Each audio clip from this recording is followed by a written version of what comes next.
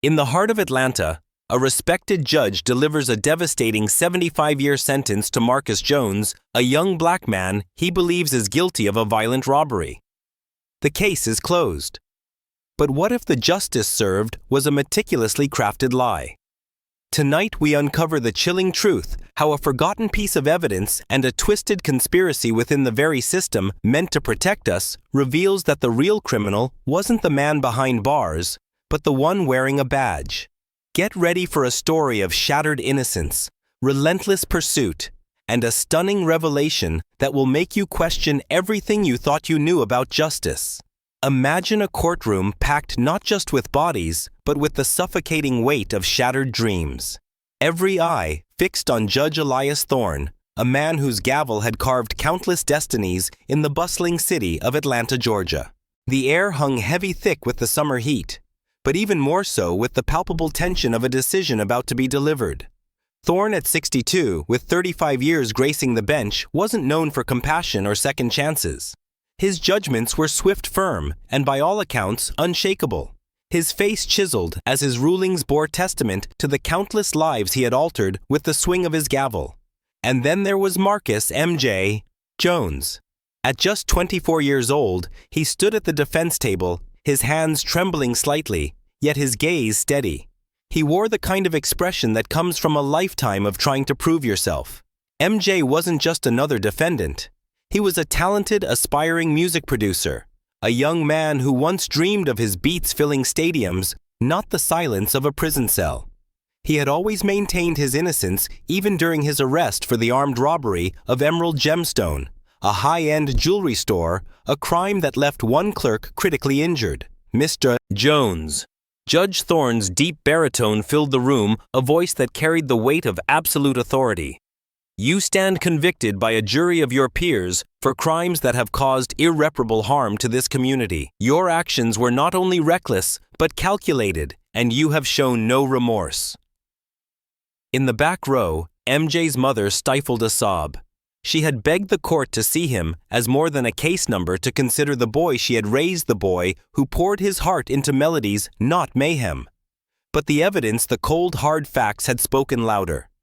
Eyewitness accounts, grainy surveillance footage, and an anonymous tip that had seemingly sealed his fate. I hereby sentence you to 75 years in state prison.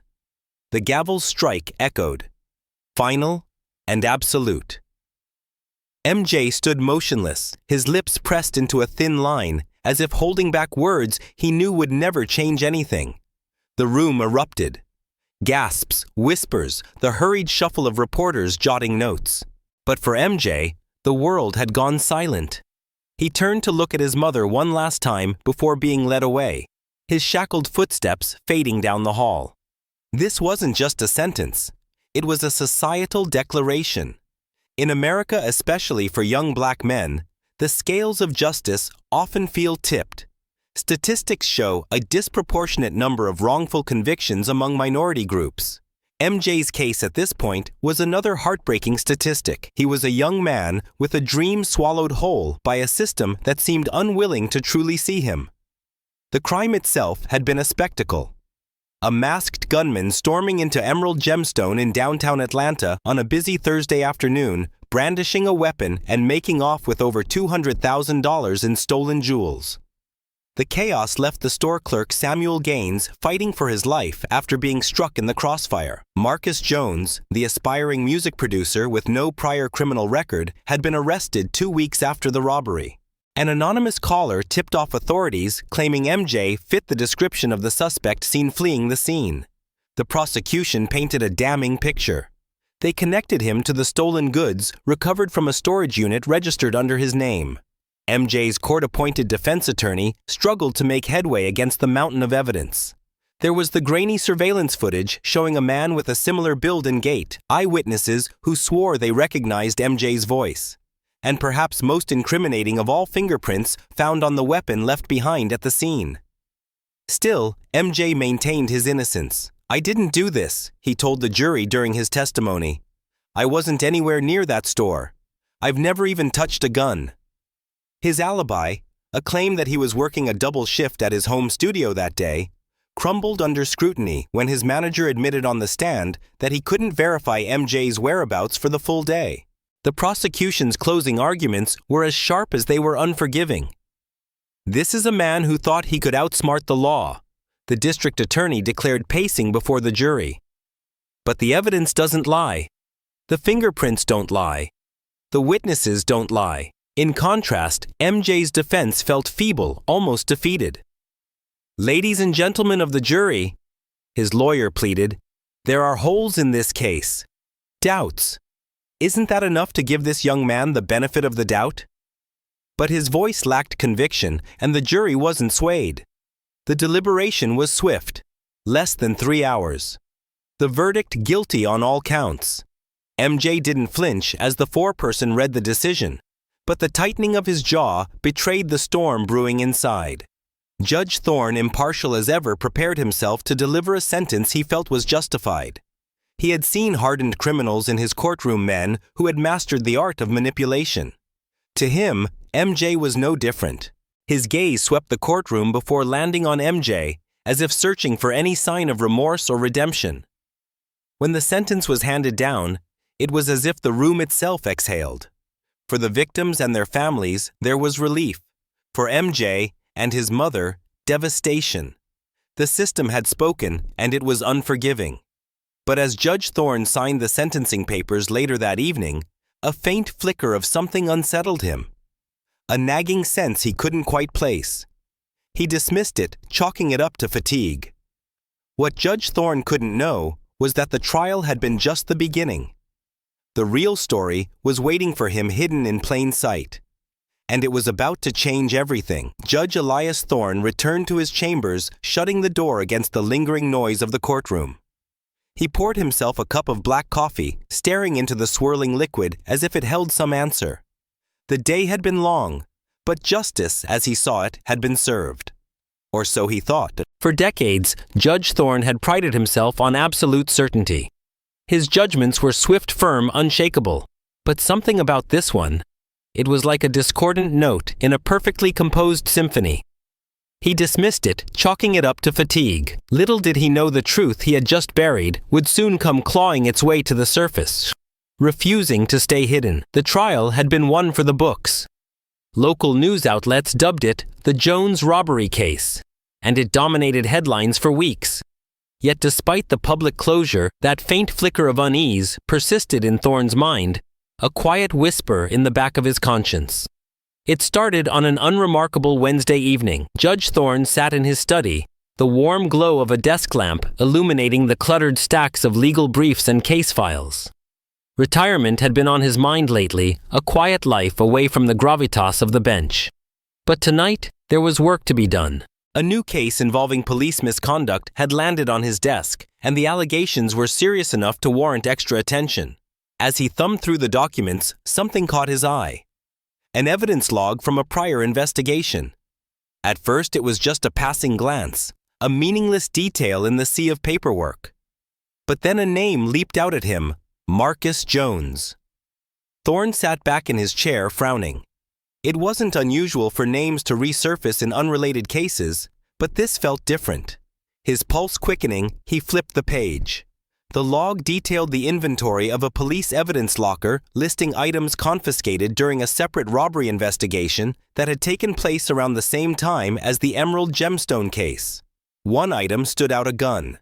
The description matched the weapon used in the robbery for which MJ had been convicted.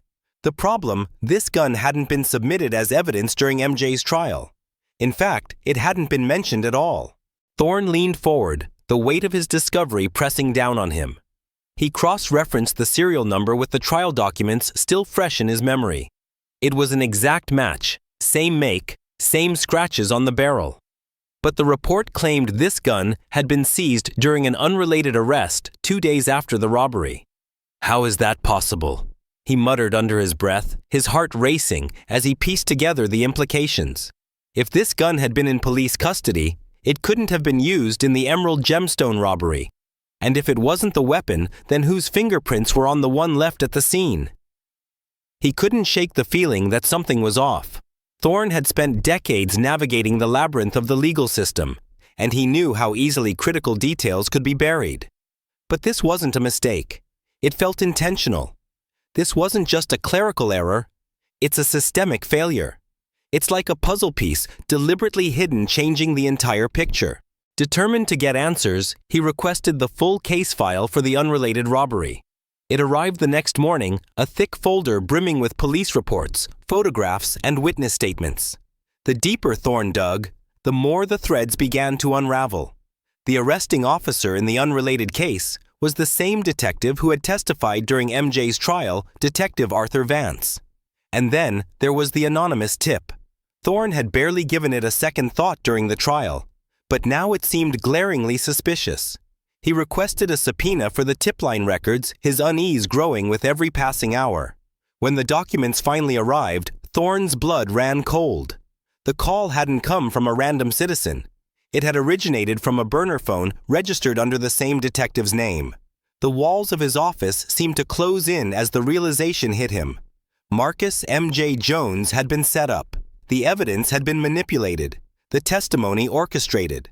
Thorne's stomach churned as he thought about the 75-year sentence he had handed down. The shattered life of a young man who might have been innocent all along. Thorne had always prided himself on upholding the law, but now the law felt like quicksand beneath his feet. He knew what had to be done, but the path forward was fraught with peril. As the weight of his discovery settled, Thorne made a choice. He would dig deeper, no matter the cost. The truth demanded it, and he wasn't about to let it slip away. Sleepless nights became the norm for Judge Elias Thorne. The comfort of his Atlanta home offered no solace as he wrestled with the dark truth he had unearthed. Stacks of legal documents, hastily scribbled notes, and late-night phone calls became his constant companions. The picture grew darker, with every discovery revealing a rot far deeper than he could have imagined. This wasn't just about one young man, Marcus Jones, a victim of a terrible mistake. It was about the integrity of the very system he'd sworn to uphold. A system that for too many felt rigged against them from the start. A system that promised justice, but delivered only despair. Thorne knew he couldn't do this alone. He needed someone he could trust implicitly. Someone with an insider's knowledge of the police force, but untainted by its potential corruption. He thought of Samuel Sam Reed, a retired investigator, an old colleague he'd worked with on a few intricate cases years ago. Sam was known for his quiet tenacity, his almost superhuman ability to sniff out a lie, and his unwavering moral compass. They met at a quiet diner off Highway 75, the clatter of breakfast plates, a stark contrast to the gravity of their conversation. Over lukewarm coffee, Thorne laid out his findings, the burner phone, the matching gun serial numbers, the suspicious timing of the evidence log. Sam listened intently, his expression growing grimmer with each detail. "Elias," Sam said, his voice quiet but firm, "this isn't just negligence. If what you're saying is true, someone went to great lengths to make that kid take the fall." He shook his head slowly. "To orchestrate something like this, to actively frame someone, that's a whole different level of depravity." Together, they embarked on a covert investigation, operating in the shadows of the very institution Thorne served. Sam, with his contacts and his seasoned eye, became invaluable. They unearthed falsified reports that contradicted the original police logs, missing evidence logs that simply vanished, and perhaps most disturbing, witness statements that had been subtly altered to align with the prosecution's narrative. Their breakthrough came when Sam tracked down one of the key eyewitnesses from the Emerald Gemstone robbery, a store clerk who had initially identified another man as the suspect, only to mysteriously change his statement later to implicate MJ. Sam found him in a small apartment on the edge of town, a man worn down by fear and guilt. I didn't want to do it," the man confessed, his voice barely a whisper. "But Detective Vance, he pressured me. Said if I didn't cooperate, if I didn't remember Marcus Jones, I'd be arrested for obstruction of justice. Said my life would be ruined." This is a common tactic: witness coercion. It preys on fear, exploiting vulnerabilities, twisting truth into a weapon. Many innocent individuals fall prey to this because they don't know their rights or are simply terrified of powerful figures like a police detective. It highlights a critical flaw in the system, the immense power wielded by those in authority, and the tragic consequences when that power is abused. This wasn't just about sloppy police work. It was about a calculated effort to ensure a conviction regardless of innocence. The pieces of the puzzle began to snap into place, forming a chilling picture of deceit and manipulation. Sam's relentless digital forensics work finally yielded the smoking gun. He managed to recover deleted emails from Detective Vance's police account, emails that had been carefully scrubbed from the department's servers. One email in particular, sent just days before MJ's arrest, was addressed to the district attorney. It outlined a strategy to ensure a swift conviction in the Emerald Gemstone case. Attached was a damning document, a list of fabricated evidence and doctored witness statements designed to point squarely at Marcus Jones. Judge Thorne felt a surge of cold fury. The very system he had devoted his life to was rotten to its core, corrupted by someone within its ranks. Vance hadn't just made a mistake. He had deliberately, maliciously framed an innocent man. The rage quickly morphed into a steely resolve. There was no time for despair now. They had the proof.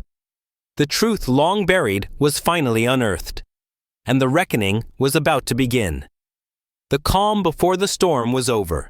The day after Judge Thorne filed his motion to reopen Marcus Jones's case, the storm broke. He didn't just file the motion. He attached the damning evidence against Detective Arthur Vance. The burner phone records, the recovered gun's serial number, the falsified reports, the altered witness statements, and those chilling deleted emails. To ensure full transparency and immediate action, Thorne also filed a formal complaint with the Department of Justice, calling for an independent investigation into Vance, and more broadly, the Atlanta Police Department. He knew this would be a declaration of war. The backlash was swift and brutal. Thorne, a man who had commanded respect for decades, suddenly found himself a pariah. Anonymous threats began to roll in, menacing phone calls late at night, a brick thrown through his study window, and the terrifying discovery of his car tires slashed in his own driveway, a crude, chilling note left on the windshield. Drop it or else. Colleagues he had worked with for years suddenly distanced themselves, avoiding eye contact in the hallways, their whispers a stark contrast to their usual effusive greetings. The media, initially curious, soon turned hostile, questioning his motives, suggesting he was a disgruntled judge seeking a final dramatic act before retirement. This is the stark reality of fighting corruption. The system fights back, often viciously, using fear and isolation as its weapons. It preys on doubt, tries to make you question your own sanity. But Thorne refused to be intimidated. He'd seen too many lives ruined by the very injustices he was now fighting to expose. He had to be a beacon of hope for those who had none, for those who had been silenced by power. Detective Vance, meanwhile, went on the offensive. He held a press conference, his voice oozing feigned indignation. "These are baseless accusations." Vance declared, his gaze unwavering into the cameras. "This is nothing more than a vendetta from a retired judge with a personal agenda. I have dedicated my life to serving this city, and I will not let these malicious lies tarnish my reputation." He painted Thorne as a senile old man obsessed with conspiracy theories. The public swayed by Vance's confident demeanor, and his long-standing reputation largely sided with him. Doubt began to creep in among some of Thorne's few remaining allies. But Sam Reed, ever the diligent investigator, was still working in the shadows. He knew Vance was a master manipulator, but every master leaves a trace. Sam had a hunch, a gut feeling that Vance wouldn't just rely on planting evidence. He'd want to see his handiwork. He went back to the original robbery files looking for anything that might have been overlooked. Anything that didn't quite fit. He spent days sifting through old security footage from businesses around the Emerald Gemstone footage that had been deemed irrelevant by the original police investigation. Then he found it. A critical piece of evidence. A security camera from a small coffee shop across the street from the jewelry store, its angle slightly off, had captured something crucial. The footage inexplicably missing from the evidence presented at MJ's original trial showed not a fleeting glimpse of a masked man, but a clear if brief image of a figure leaving the scene with a duffel bag. And as Sam enhanced the image, he saw it the distinctive gait, the familiar build. It was a man matching Vance's physical description. And not just a matching description, but a small, almost imperceptible scar on the back of his hand, clearly visible as he adjusted his mask. A scar Sam had seen on Vance himself years ago during a training exercise. Sam Reed, whispering, amazed, "Elias, you're not going to believe this." Thorne rushed to Sam's makeshift office, a cluttered space in a discreet downtown building. As the grainy video played on the screen, Thorne's heart pounded. It wasn't just exculpatory evidence, it was damning. The robbery hadn't been a random act of violence orchestrated by some unknown criminal. It had been orchestrated by Vance himself. The detective, the supposed upholder of the law, was the actual perpetrator. He had committed the crime, then used his position to frame an innocent man to cover his tracks, weaving a wicked web of lies and manipulating the very system he was sworn to protect. The next day, the courtroom was a powder keg. News crews, reporters, and a stunned public filled every seat. Judge Thorne, looking tired but resolute, presented the new evidence during an emergency evidentiary hearing. The security footage played on the large screens, revealing the horrifying truth frame by frame. Gasps rippled through the crowd as the masked figure, unmistakably Vance, emerged from the jewelry store. Judge Thorne. "This man," Thorne declared, his voice ringing with newfound clarity, gesturing to the screen where Vance's image was frozen, "is the same detective who led the investigation against Marcus Jones. He manipulated evidence, coerced witnesses, and framed an innocent man to cover his own tracks." Detective Vance, who sat confidently at the defense table moments before, now sat pale, his face a mask of disbelief and dawning fear. As Thorne's voice echoed through the courtroom, Vance sprang to his feet, his composure finally cracking. "You don't know what you've started, Thorne," he hissed, his face contorted with rage just as the bailiffs moved in. He struggled, shouting obscenities, but it was too late. He was led away in handcuffs, his shouts fading as the courtroom erupted in a mixture of shock and murmured outrage. The storm had broken, and the fight for redemption had just begun. Weeks later, the same courtroom. But the air was different. The suffocating tension had been replaced by a quiet, hopeful anticipation. Marcus Jones, thinner, visibly aged by the ordeal of false imprisonment, sat quietly at the defense table. His mother sat beside him, her hand clasped tightly in his, tears of a different kind now streaming down her face. Tears of hope, of relief. The presiding judge, a respected colleague of Judge Thorne's, announced the decision. The words hung in the air, sweet and clear. "The conviction of Marcus M.J. Jones is hereby overturned. He is to be immediately released." The room erupted. Applauses mixed with cries of relief. MJ stood trembling as his mother rushed forward, embracing him in a hug that spoke volumes of years of pain and longing. For a moment, time seemed to stop, suspended in the pure, unadulterated joy of a son finally free. Reunited with his mother. Judge Thorne, observing from the back of the courtroom, allowed himself a rare, genuine smile. Justice, though delayed and hard-won, had finally been served. The fallout from the Vance scandal was swift and far-reaching. Detective Arthur Vance, the architect of MJ's nightmare, faced immediate criminal charges for felony theft, evidence tampering, and perjury. His once respected career was shattered, replaced by the grim reality of a lengthy prison sentence. But it didn't end with Vance. The independent investigation into the Atlanta Police Department, initiated by Judge Thorne's brave complaint, revealed a deep-seated culture of corruption that had gone unchecked for years. There were other cases, other whispers of manipulated evidence and coerced confessions. The story of Marcus Jones and Judge Elias Thorne, initially a local sensation, became a national rallying cry for criminal justice reform. It sparked heated debates in living rooms and legislative chambers alike, highlighting the urgent need for greater accountability within law enforcement and the judiciary. Thorne, despite the accolades and the newfound public admiration, remained deeply introspective. He knew this victory was just one piece of a much larger, more complex puzzle. The system he had once implicitly trusted was flawed, yes, but he now believed it wasn't beyond repair.